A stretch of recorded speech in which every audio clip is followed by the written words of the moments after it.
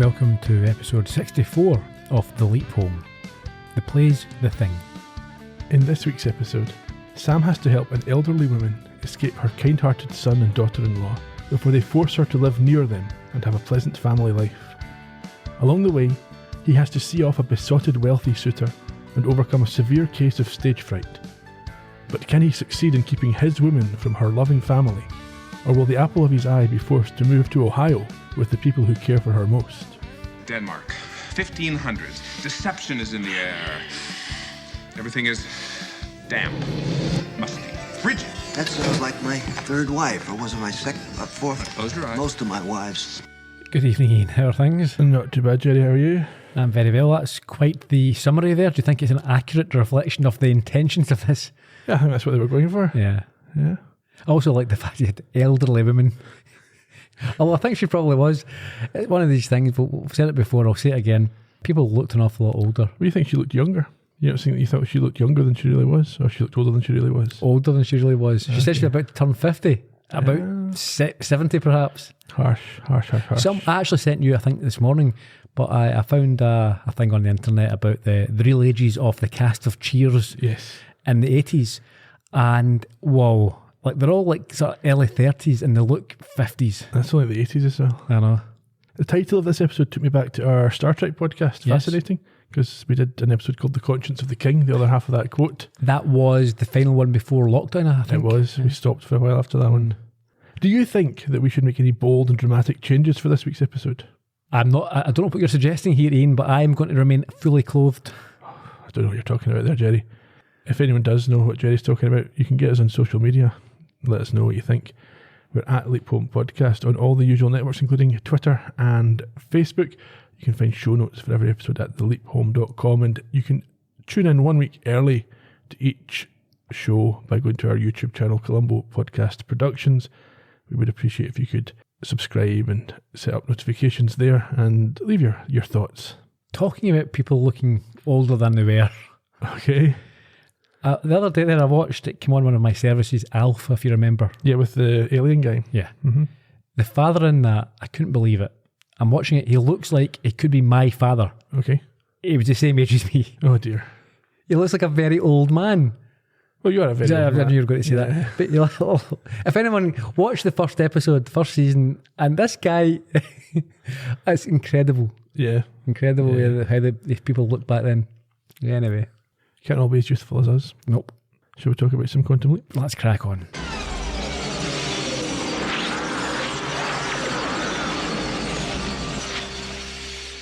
Usual intro, and then we just get the same bit that we saw, I think, at the end of last week's episode, where we get the thoughts of Sam as he leaps into a comfortable situation. Yeah, he thinks he's going to have a cushy time during this leap before a ravenous older woman slides up behind him before her shocked and disappointed adult son walks in and wonders what his father would think. And at that point we have the oh boy. The first of a few. We do, yeah, I think. Maybe the episode with the most. It could be. So far, anyway. Well, maybe how the test was won when we had Buddy Holly singing oh boy. Oh boy. Or did he sing oh boy? Yeah, maybe.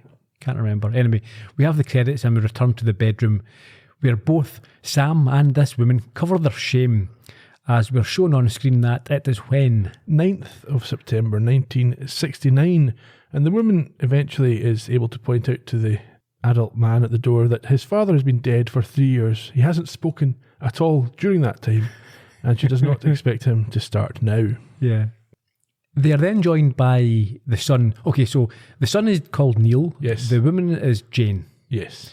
And Liz, who is Neil's wife, walks into the room and mentions that they wanted to surprise her with an early birthday present before Jane introduces Sam as Joe Thurlow, who is an actor.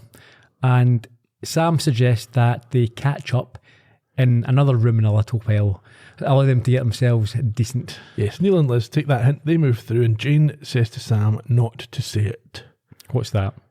Well, he's got no clue, obviously having just arrived, but she says not to say that Neil doesn't look like he's 19. Obviously she's lied to Joe. Yeah.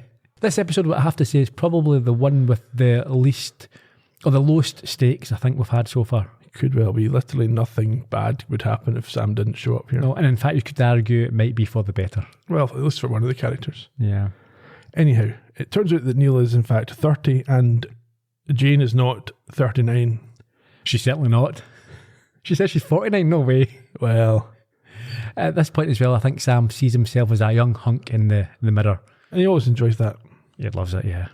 He tells her that she doesn't look a day over 39 and they kiss. So Sam's spotted her vulnerability already. Exactly. Yeah, he's right in there. He finds it very attractive. This is one of the episodes where he doesn't have to be persuaded to get amorous. Well, initially he was when he didn't know who it was behind him. Mm-hmm. But as soon as he realises, okay, yeah, this is a power imbalance here, yes, let's go for it, he says. She also mentions that she's about to become a grandmother. So I think there's this, I've got to say midlife crisis, but in her case it's not. End of life crisis. She says she's about to turn 50 and she's about to become a granny. But I couldn't, again, it's just on the theme of looking older. Yeah. Through in the living room, Neil is chatting to Liz and he's trying to persuade her to ask Jane something. But they arrive, and so she simply asks her about liking New York compared to Cleveland, rather than what is obviously on their minds. Indeed. She tells them that she's having a great time and is singing again, and that the music they can hear now is a tape of her. Surely Neil would know this, the son. Don't know.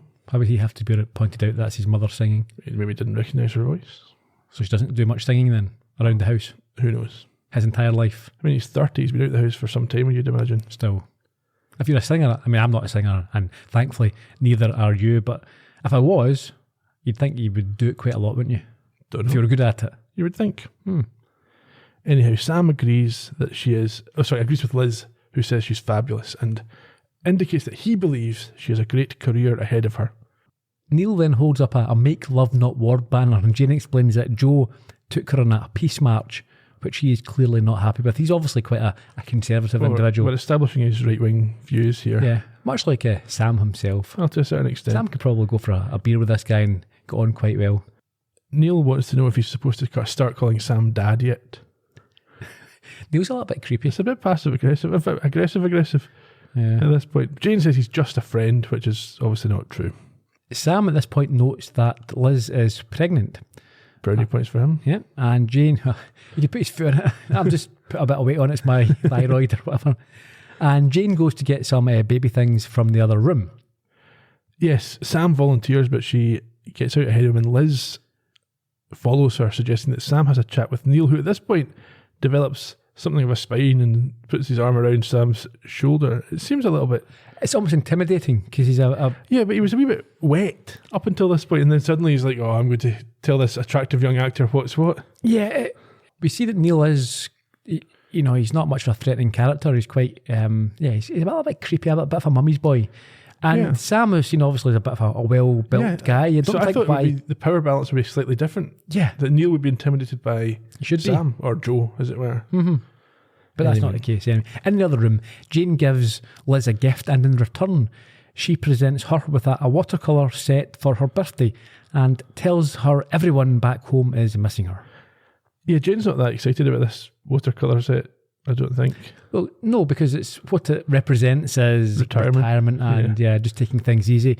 Liz then brings up the issue of her relationship with Sam and the age difference, which seems to put Jane back in her heels. It's a bit inappropriate, is it not? They've only just met this guy. They don't know anything about him.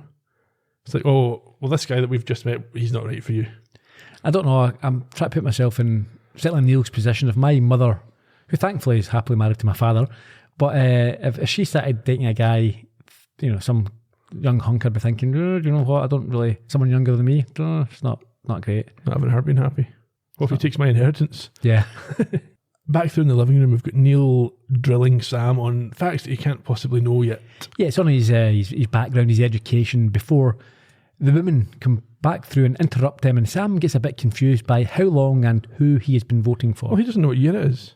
I mean, I suppose he can guess from the peace marches that it must be a Nixon administration, but anyway, he says he voted in Jimmy Carter's election, which he certainly hasn't had yet. No. What was that, 77? No, it would be 76. Would it? I think, yeah. Okay. Anyway, Neil and Liz are going to go to the hotel, and they want to take Jane out for dinner somewhere special that evening. Really? In New York, somewhere special? I thought you might have booked. Well, you think that might need to be done in advance? Maybe not in 1969, who knows? Perhaps not. And this gets an old boy from her. Yes, which Sam is well on board with. Out in the corridor, although only barely and surely audibly through the door that's just been closed, Neil launches into a rant at Liz, complaining about Sam's age, his mother's outfit because it had holes in it, and Jane's delusions of having a singing career, and also the fact that they're clearly shacking up. He also doesn't like being called jealous by Liz, which would be an odd emotion, like jealous. Of your mother? Yeah, like why is that guy getting to be so close to her? Yeah, there is definitely some issues going on with soppy boy Neil. Some mummy issues. Or maybe it's daddy issues because he's lost his father. Possibly. In any case, Liz seems to realise that Jane is, or thinks that Jane is just in love, but he is more inclined to believe that she has lost it. Indeed. Back in the apartment, it doesn't seem that these two have heard what was said outside, and Sam apologises for not being much help in the conversation. I think Jane also apologises for not telling the kids, or her kid, that they're living together. So about the relationship, it sort of puts Sam on the spot as a little bit awkward. Well, at this point, he gets a bit of a break because she says that although she knows he wants to get married, maybe it would be better if they went a bit slower, which he rapidly agrees to. Of course. His conservative instincts kick in. Yes, he thinks that the kids can get to know him better that night at her birthday party. But she is adamant that it's no such thing. It's not a birthday party. What is it? Yeah, they just want her to move back to Cleveland. It's more of an ambush. Yeah, rather than pursue a career or love at her age. Indeed. Sam at this point is stunned by Jane's next revelation. What's that? He's in Hamlet and he has to go to rehearse right now. Yes, it's his first lead role in New York, even though it's only quite a small production. So we join him at the theatre where, script in hand, he tries to go through his to be or not to be, but receives some coaching. He does, as a more age-appropriate girl looks on thirstily from the... Very thirstily. Yes. The director here is a little bit wacky. He is. He gets on stage and tries to get him to embrace sensory acting, which, as we heard at the top of the podcast, Al can relate to. As ever, he's got a joke about his ex-wives in his back pocket.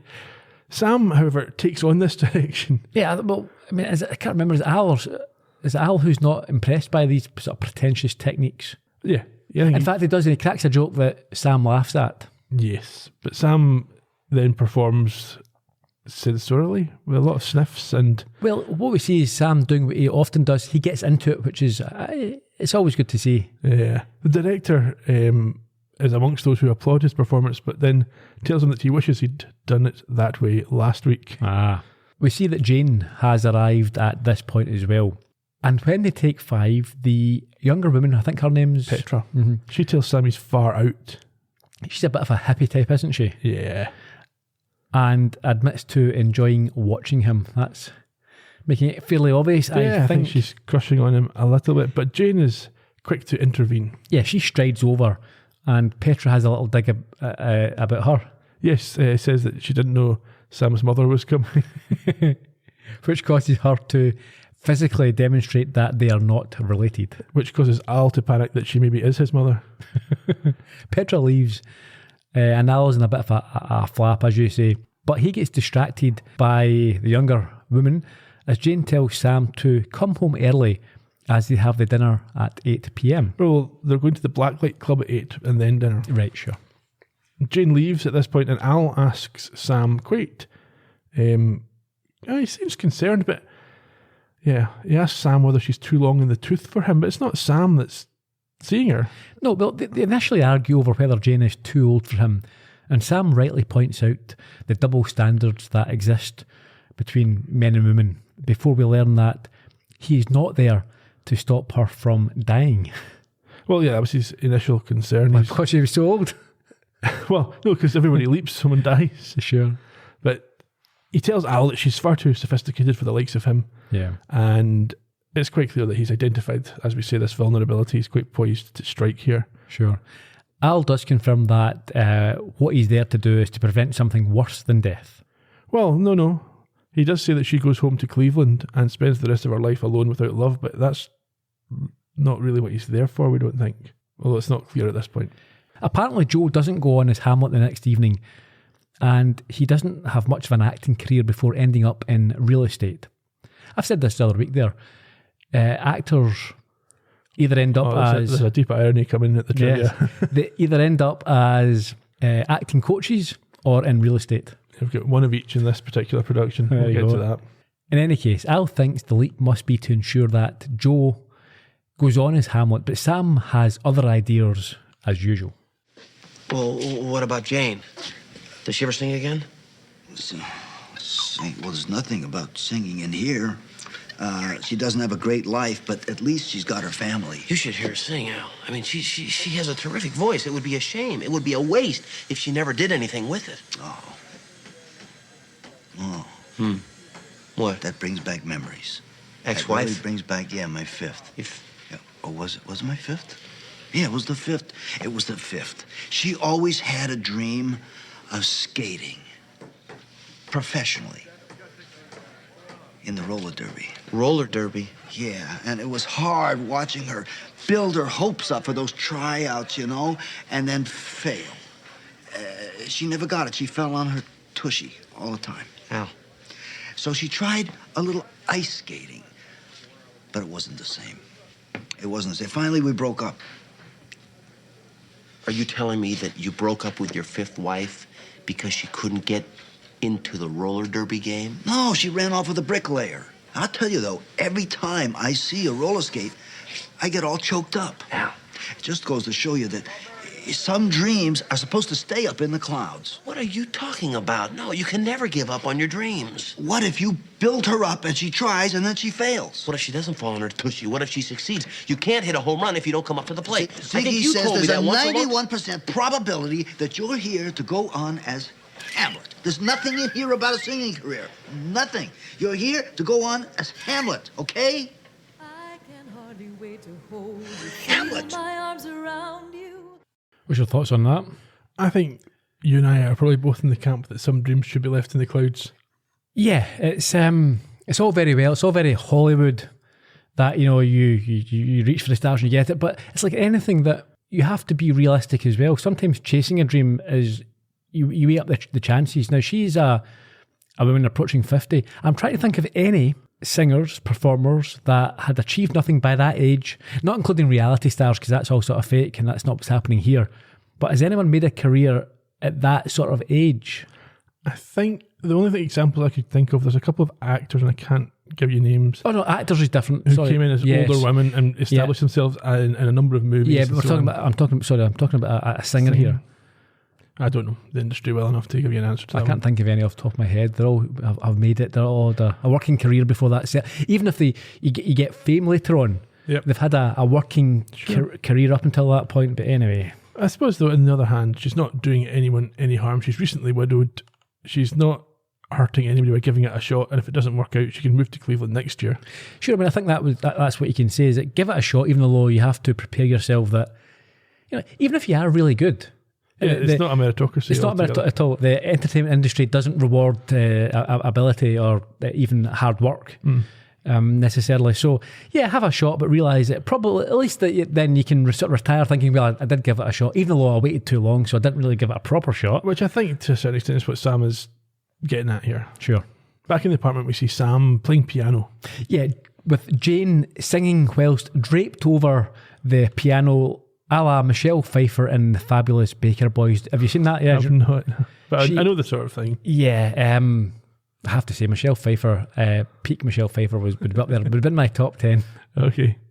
What is going on with Sam's hair here? Yeah, so I think he styled it, trying to be. Like Yeah, a 60s pop star sort of. don't know. Again, does that make a difference? Because, If Sam styles his hair, does that affect the other person's hair? and what if Sam leaps into someone like a hippie with long hair? And he's only styling short hair? Ah. I don't know. Anyhow, when she finishes, he applauds, but she obviously lacks confidence and doesn't agree that she should make the rounds and promote herself. But he tells her that if she doesn't believe in her talent, then nobody else will. So at this point, she gets emotional and admits that he is the only one who sees her potential and wonders why. He tells her that she must have seen something in herself because she took the leap to move to New York, which took courage, which he admires, and he also admires her talent and her eyes. So has she only met him in New York? Yeah, Yeah. I think so. I think he's just been working. Maybe he's tried to get to Juilliard or something. Who knows? Yeah. But again, I have sympathy with the concerns or the skepticism of the family. So he's living with her.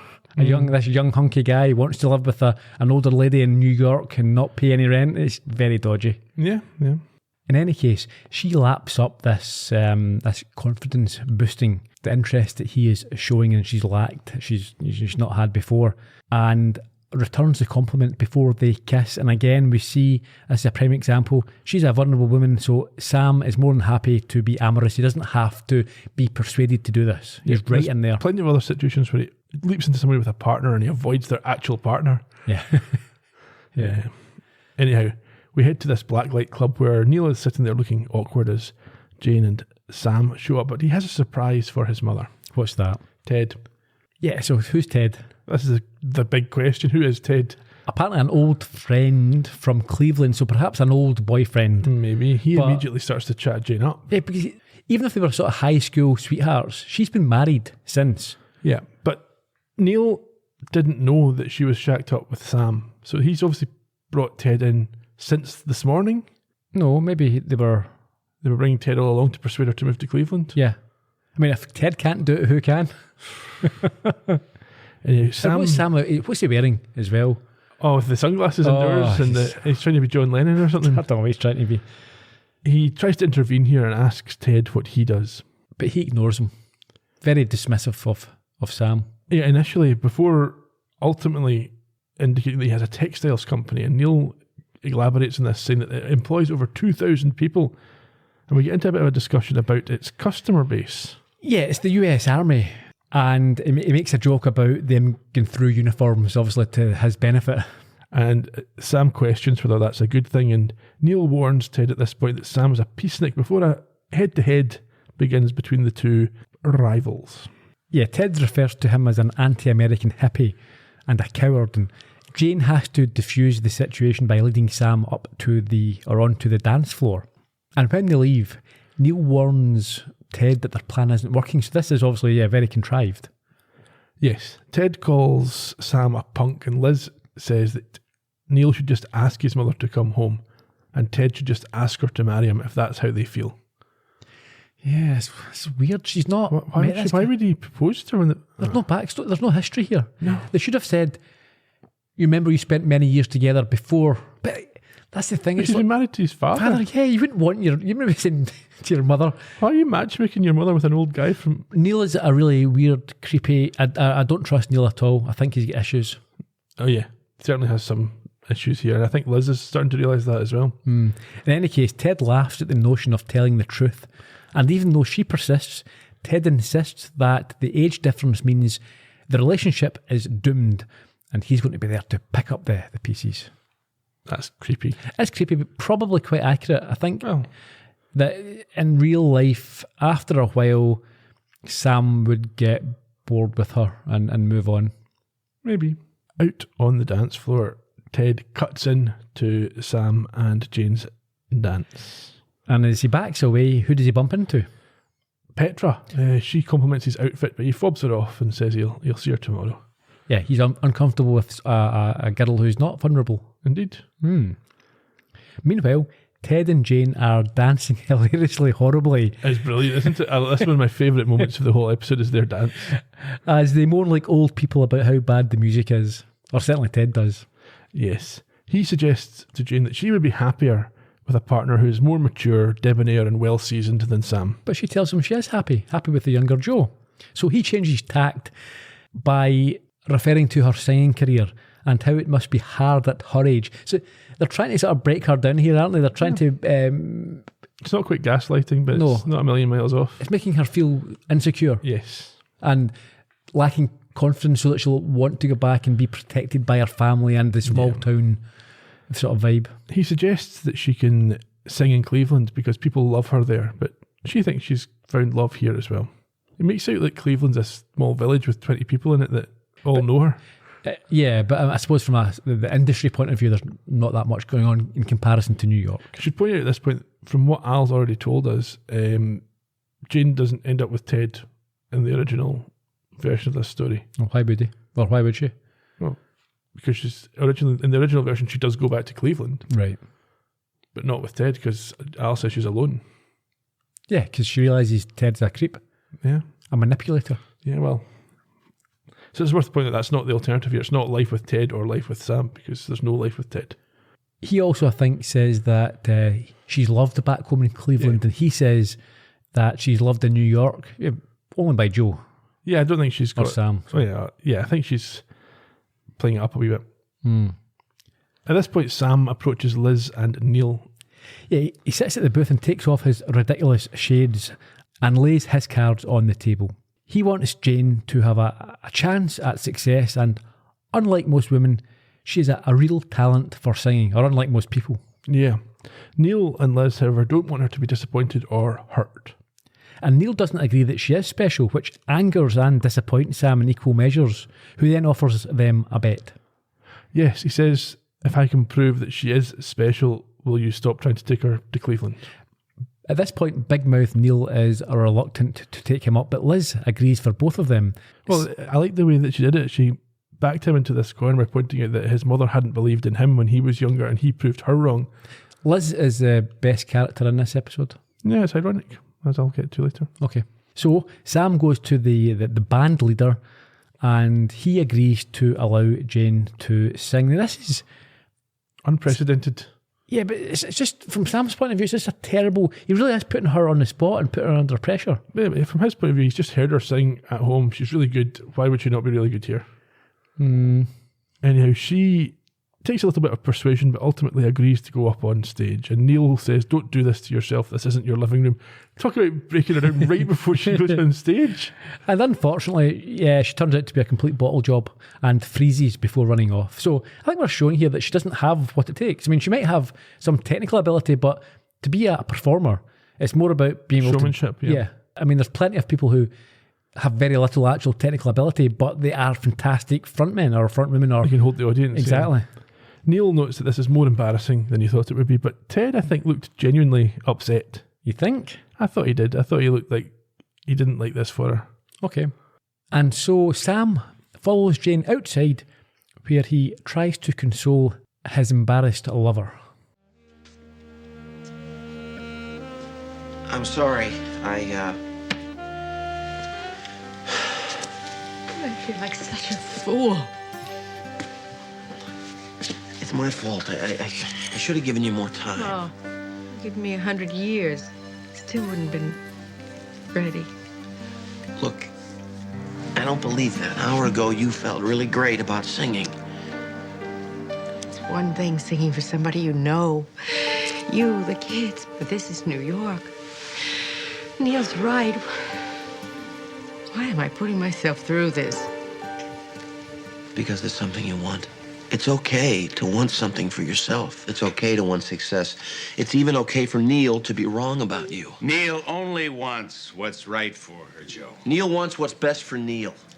You're saying her son wants to hurt her? No, I'm just saying he only wants her to do what makes him comfortable. Listen to me. Neil has got to let go. He's got to let you live your own life. And you got to help him because he's never going to do it by himself. Boyfriends come and go, Joe.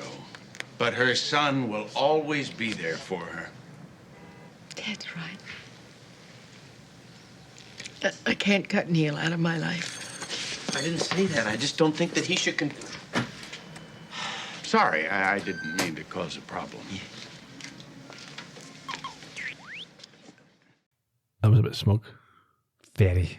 But see, that's the thing that we've said, or I said, you can understand, this sort of proving the point. She's at this stage of her life, and she doesn't have the confidence or the experience to sing in public. Now, if she had, I could almost accept it if she had been like a club or a lounge singer, doing this week in, week out, never had her big break, and is now went there. But she's at a stage where there'll be dozens of teenagers who have accumulated thousands of hours worth of live experience. And what's her plan? What was she wanting to do? How was she expecting to get a break? Yeah, and see, that's the thing. She's came to New York for this.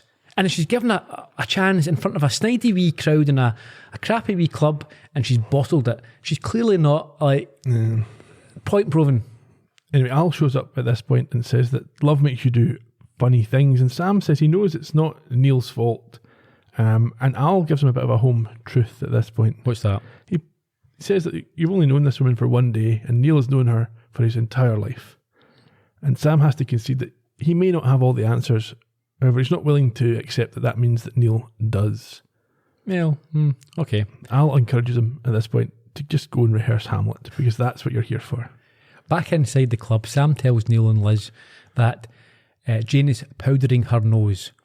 And as she gets up to join her, the sympathetic Liz acknowledges that he meant well. Well, okay, maybe he did. The three guys are now alone. Neil tells Sam that he owes him an apology, before admitting that he is afraid of Sam's relationship with his mother and he worries that he doesn't have a job. It's probably quite fair.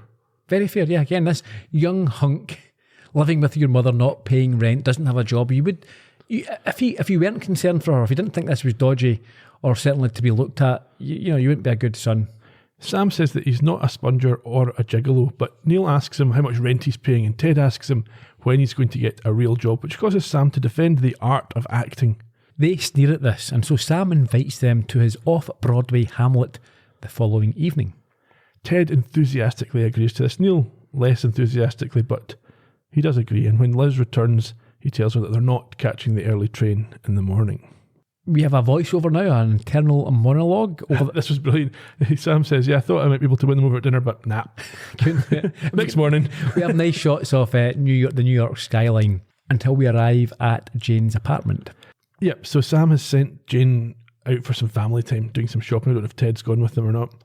And meanwhile, he is rehearsing Hamlet. With his sword. Is worried that he's a bit of a ham actor. Yes, he's scared that people might still throw rotten food at bad actors. We'll soon find out. We're at the theatre. Yeah, we fast forward to that evening, and the group of Jane, Rod and Freddie, Neil, Liz and Ted arrive to watch the show. Neil is not impressed by the lack of grandeur in the venue, but Sneaky Ted is more devious and claims that it's only what is on stage that matters. So he's trying to play the good guy here. He is. And so when Liz asks for a programme and Ted steps back to the entrance to get one, Neil comes over and asks which side he's really on. At this point, the gleeful Ted confides with Neil that he thinks Jane is in for one big disappointment. Yes, because the whole thing looks like a joke. Meanwhile, a nervous Sam is pacing behind the curtain, where things take a more stomach-churning turn. Sam, what are you doing with that script? You don't need that. I know. You've got a photographic memory. I know I do, but I'm just a little nervous. Give me a break. I mean, this Okay, everybody, listen up. On stage. Now, these are desperate times. The competition is fierce, and we're getting lost in the shuffle. I'm sorry to tell you this, but tonight will be the last performance. What? Unless we are willing to make drastic changes immediately. Like what? Do you trust me? Absolutely. All right. We must be courageous. We must be innovative. We must be nude. Oh, wow! No, just wait a second here. This must be why Joe never went on. Joe, you heard him. We'll all be out of a job tomorrow. I got 2 kids to support. Count me in. All right. Bring the house lights down. Okay, we're good. Now, Joe. Is it my imagination, or do I detect a trace of hesitation here? You're not going to let us down, are you? No. I just don't think that is the solution. No, wait a minute. I just feel like Why we don't don't. you just try it? No. Give me that. All right. You ready? Place it is. And curtain.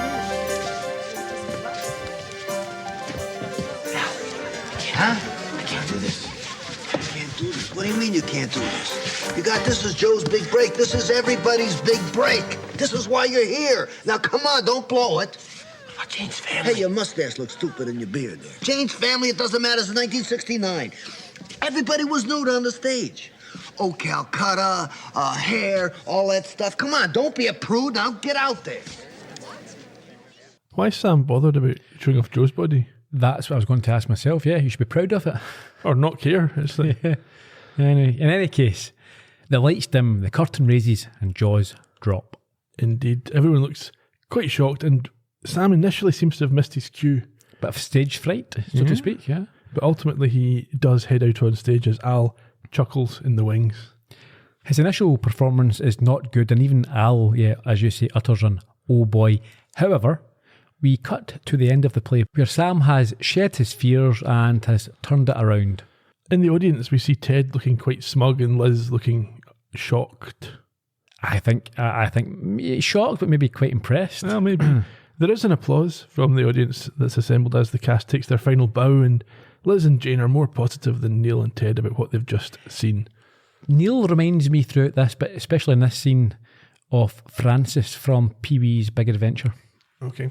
Jane tells them she's going backstage right now to congratulate Joe, and the other three come with her. They do, but you not want to mention the funny line here. What's the funny line? Well, Jane says that she thinks what Sam did took courage, but he says he thinks more likely it's drugs.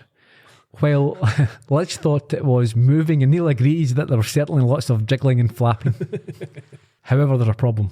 Well, backstage, first of all, Sam tells Al that he's never felt so humiliated. Yes, he's only wearing a towel around his waist. Al says that he should be proud because the audience were riveted, as if they were watching a car wreck, and he agrees that there were at least two nice things on the stage. And at this point, these two nice things enter attached to Petra. Yeah, Sam accidentally drops his towel of all the times for that to happen. Which causes her to drop hers and then wrap herself around him just as Jane and the others come in, horrifying Jane, who immediately turns on her heels and marches out. Which delights Ted and leaves Neil gawking with an oh boy. Yes. Ted says this was illuminating, but Jane tells him to shut up as they march out of the theatre, and Sam, to Al's dismay, ushers Petra out of his changing room. Just then there's a knock at the door. Now I think what we didn't mention was a chap, or did you say it? There was a chap sitting in the audience, yes, taking notes. Yeah, we don't know anything about him. But I thought it may have been a critic at first, but no, we find out who it is. Yes, it's Rob Jackson. This is him arriving to tell Sam that all things considered he did a great job. He's got an offer. Yes, he wants him to be the new Boxer Boy underwear model. What's Boxer Boys? They're boxers that last a lifetime and then 10 years more. Everyone seems to know this. It's a big brand. Massive. Calvin Klein of the day. And we find out from Ziggy that this sets Joe up for life, but Sam initially refuses. Well, I think quite selfishly. What's his condition? He says that he's only willing to take this gig if Jane can be hired to sing a jingle. This annoyed me as well, because even if she's a good enough singer, it's all about styles, and she won't necessarily be what they're looking for. But to be fair, Rob did admit that they need somebody for that position. Yeah, but come on, what? You can't... It's a very, very specific... She's a lounge singer. It's not... Two birds with one stone here. Sam's serving him up a solution. In any case, he agrees to audition her, and they arrange to meet at the club in 1 hour's time. Now, it's not a lot of time for a start. Nope. And she was dreadful the previous... Well, she couldn't sing the previous evening. Why would he think... Well, I think Sam's just wanting to take one last chance at this, isn't he? Back at the apartment, Neil is sympathising with a devastated Jane. Yeah, she is understandably feeling humiliated and is in tears. Rather, I say sympathetic. He's not that sympathetic. He tells her at this point essentially that she's lying to herself. And yeah, okay. In fairness, I thought this was quite a tender scene. Now, he's not going to change his attitude, but he's not... It would have been easy, as you said, to write it that he was worried about the inheritance or whatever. Yeah. It's coming from a place of love, I think. That's how it's written anyway. Okay. He's just creepy. Anyhow, Neil tells her she's not a wild young singer and she should come home, but this makes her look a bit sad. Yeah, and in this vulnerable state, she agrees. Outside, we see Sam struggling to get a cab. Yeah, I think he's ran across because he couldn't get a taxi. And Al is asking him to consider what will happen if Jane agrees to sing and freezes again, which is a very good point, a very likely outcome. Yeah. Sam says that this would just make Joe a bit sad that he didn't try to help her if he doesn't go through with it. But I think Al makes it, again, another great point. He says this is going to destroy two careers because of the deal you've done here. Yeah, he tries to say, what would Joe think? And Sam thinks that Joe would also put Jane's interests ahead of his own. I don't think so. You can be a multi-millionaire set for life underwear model, or you can I'm not sure there's millions in the old underwear modelling game, is there? Enough. If you become, I don't know, if you become the sort of the face or the package of the underwear model, I think, you know, you maybe one of the top models, you would get other gigs from it as well, perhaps. I suppose, yeah. Anyhow, they come to an agreement that Joe would ultimately be sad if Jane didn't get her shot. And at this point, Al tells him to hurry as she's starting to leave the apartment. How does he know she's starting to leave the apartment? Al doesn't have that specific information. He's got different powers at different times. Yeah. Sam manages to get there just as the elevator doors are closing and tries to make her trust him, while Ted attempts to literally bring her to his side. Wait a second. You can't run out on me like this. You gotta give me a chance to explain. What's to explain? You're 25. She's 25. It's only natural. Yeah, but nothing happened. I didn't invite Petra to my room. She invited herself. Come on, Mom. If it isn't Petra, it'll be somebody else. And then one day, you'll stop turning them down. I can't compete. The only thing that sags on her are her morals. You're going downhill, Sam. Look, what about your career? If you're not gonna stay here for us, at least stay for yourself. Give your career a chance. I did, and I failed. Look, you only froze once.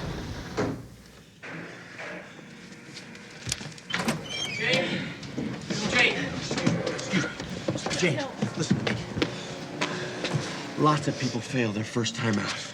Don't give up on yourself. Joe, we have to make a train. Shut up, Ted. I'm not talking to you. Now, you take your hands off her. Or what? Or... Joe!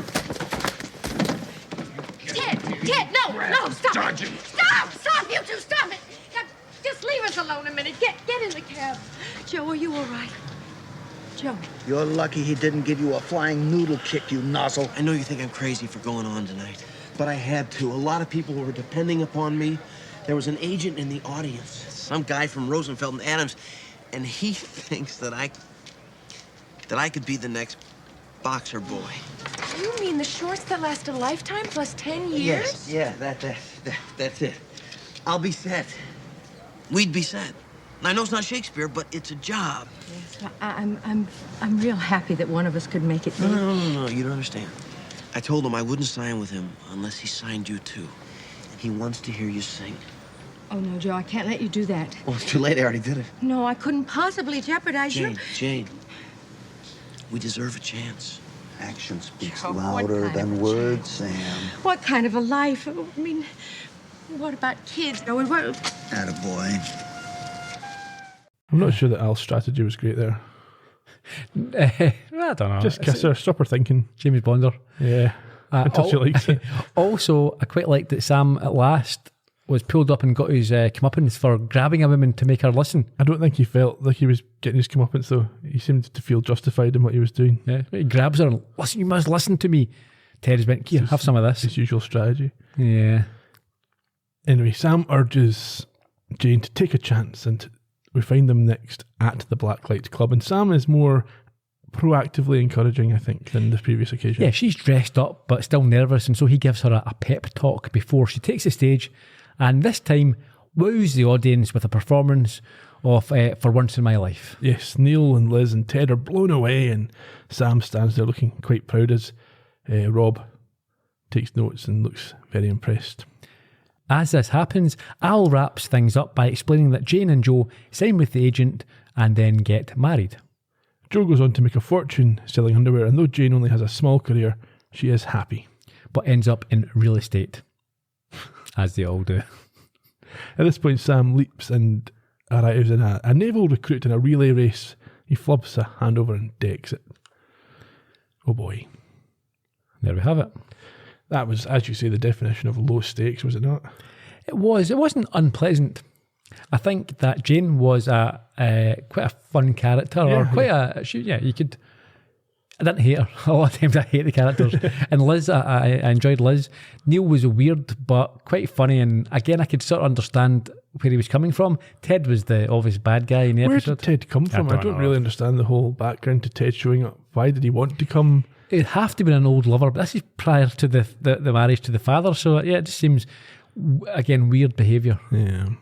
That's us halfway through season 4 now. Is it? Yeah. All right, okay. Getting there, week by week. Any more thoughts, or should we rattle out the trivia? Let's rattle out the trivia. This originally aired on the 8th of January 1992, so 6 weeks after the previous episode. Must be a Christmas break. Directed by Eric Laneville. This was his only Quantum Leap, but he's also directed episodes of things like ER, Lost, How to Get Away with Murder, and Chicago Fire, amongst many others.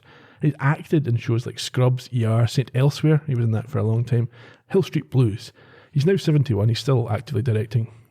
The teleplay was written by Beverly Bridges. This was the 5th of her 5, so the last one. If you want to hear more about her, tune into the podcast that we did for The Great Spontini. Jane was played by Penny Fuller. This was her only Quantum Leap. She's a Tony Award-winning veteran of Broadway. She also appeared on ER, Murder, She Wrote, and as you will remember, one episode of Columbo. Remind me. Give me a clue. Okay, so her character's name was Mrs. Finch. Ah, Mrs. Oscar Finch in Agenda. That's it. She's now 86 and she's still performing. Robert Pine played Ted. Now, for me, this is a well-known face from certainly my childhood. He's obviously a big character actor, and I know him best from the captain in Chips. Yes. But I think you're going to tell me something which I didn't until last night realise. Yes, his son is a Star Trek connection because he's Chris Pine, who played Captain Kirk in the Abrams movies. This was Robert Pine's only Quantum Leap episode, and as well as Chips, he's been on shows like Charmed, Magnum P.I. quite a lot, It's Always Sunny in Philadelphia, and he's been in 2 lots of Star Trek Voyager and Enterprise, and at the age of 82 he remains active. Neil was played by Daniel Roebuck.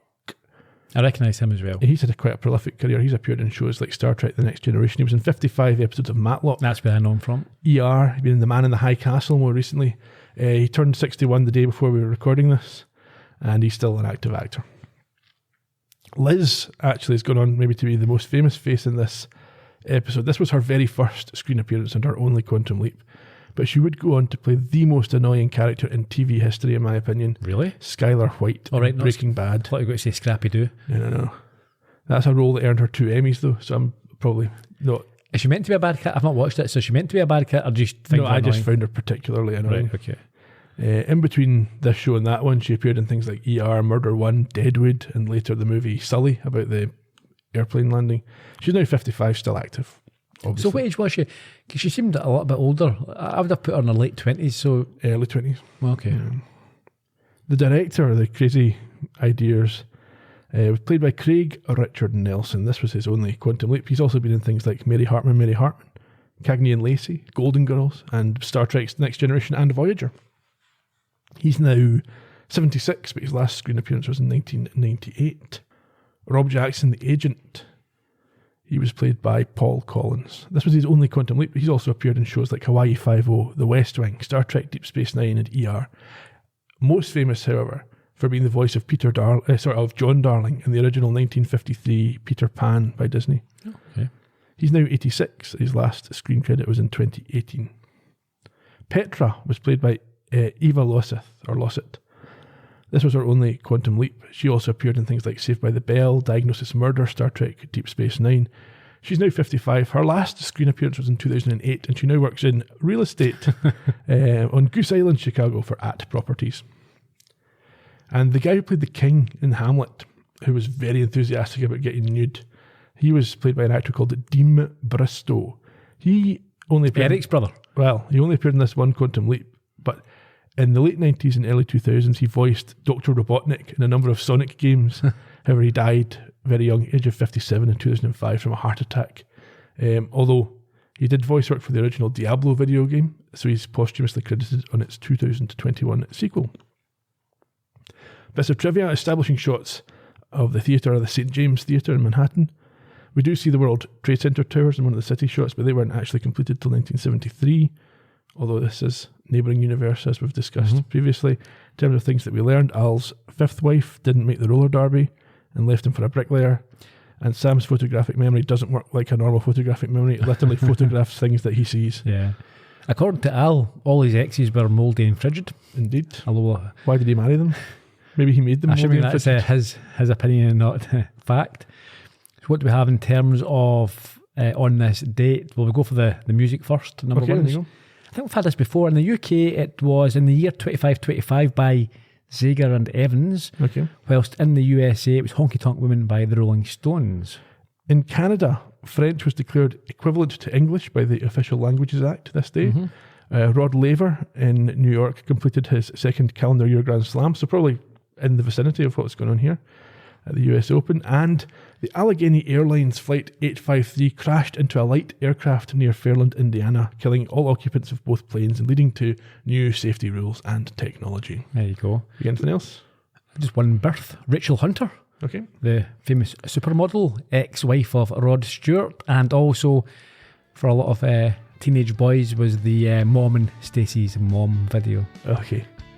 Next week, we've got Running for Honour, where Sam has to protect a young naval officer from some of his fellow recruits. So we will see you in 1964. Until then, Cheerio. bye-bye.